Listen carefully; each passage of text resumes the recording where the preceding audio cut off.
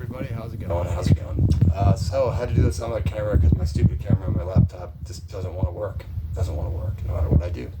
Keeps saying no camera. I don't know, the light's not going on. It's done it before. So anyway, let's do an Acolyte review of the Night episode. I actually remember the title this time.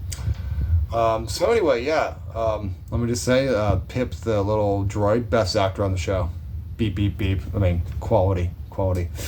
I will say this episode had some good lightsaber battles, some good action. There was a lot of good action throughout it, so I can give credit there.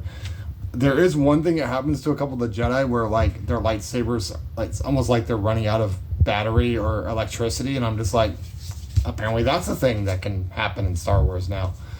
You can run out of batteries on it. It's like, are they toys? I mean, what the fuck? These are supposed to be like weapons. I don't know. I mean, maybe I don't know as much about lightsaber history, but I don't remember lightsabers ever just like not living up to the reputation, if you want to go in phallic terms. I mentioned before, that mask looks terrible. They spent, $160 million or something. They were over budget. And the set stuff looks good. Like I said, the forest, creepy, the little bugs and all that, xenomorph thingies, but like it's the set looks pretty good, but they apparently didn't bother to set things on the costumes because the wigs, I've mentioned the wigs before, they look terrible. And that fucking helmet, I'm sorry, it looks like a gimp mask with teeth. It looks like the cheapest fucking goddamn helmet they could have, and that's what they gave this threatening Sith. And I'm just like, this is the best you could do. Kylo Ren's freaking helmet looked better than that, guys.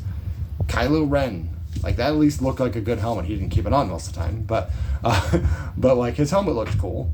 At least had somewhat of a Darth Vader feel to it. This one just looked really cheap and crappy.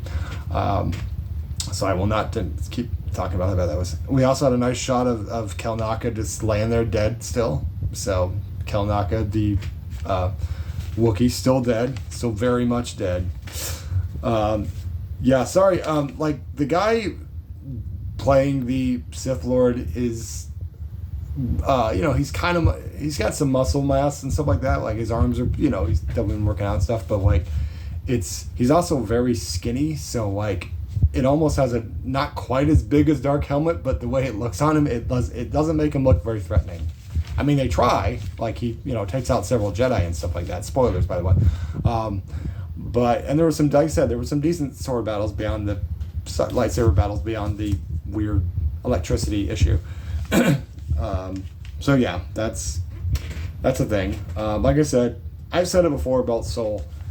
This actor is giving his fucking all.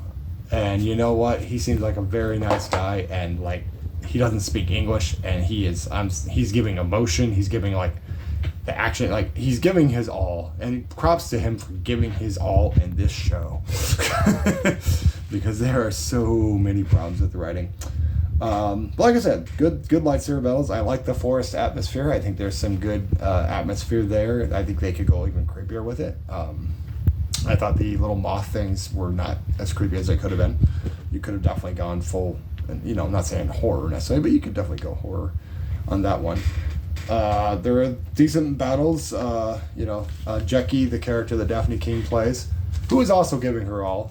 Daphne King, I said it before, Daphne King should have been the lead of this show.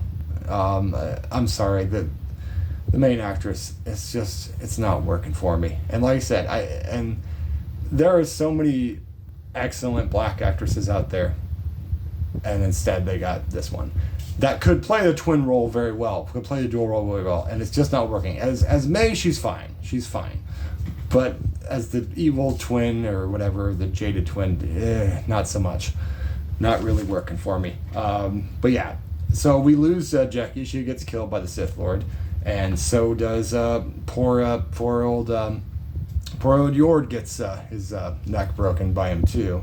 And surprise, it's that guy that looks like Ezra Miller. He was behind the Sith Lord mask the whole time. Is anyone really surprised?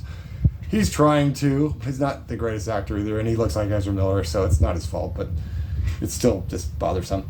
And then we get, the two twins. They, the bad twin is mad, and, she knocks Soul out with a blast, and then, chops her hair off from her terrible wig. to make herself look more like her sister, so that she can fool Soul.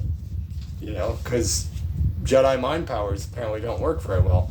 To be able to tell that this is not, you know, the good twin. And then, of course, the bad guy, he goes to get the good twin, and, you know, so we can see what they do. They pulled the old Parent Trap switcheroo. It's a Disney product. So, yeah, guys, I've said it before. These people are all fantastically, I'm sure they're nice people. And look, I've worked on plays, so I totally understand, like, and the guy who played Soul, like, said glowing things about Leslie Headland and all that stuff. Like I said, I'd be the same way. If I was in a play, or if I was in a film or whatever, and I worked with this, and I knew them on a personal level, I would say the exact same thing. So I am definitely on that level of, like, you know, don't bash these people personally. They're trying their best. It just, they were over budget, and the writing is not great. But like I said, that's what's so frustrating about it, is like there's potential here. There is definitely potential here. Like there could be something really good, but it's just the main actress just isn't doing it for me. She's trying, but it's just not working. And Soul's great, but yeah, we got a couple more episodes, guys. So that's my quickie 6-minute review of Acolyte Night. I'll see you next week for another episode. Have a good one.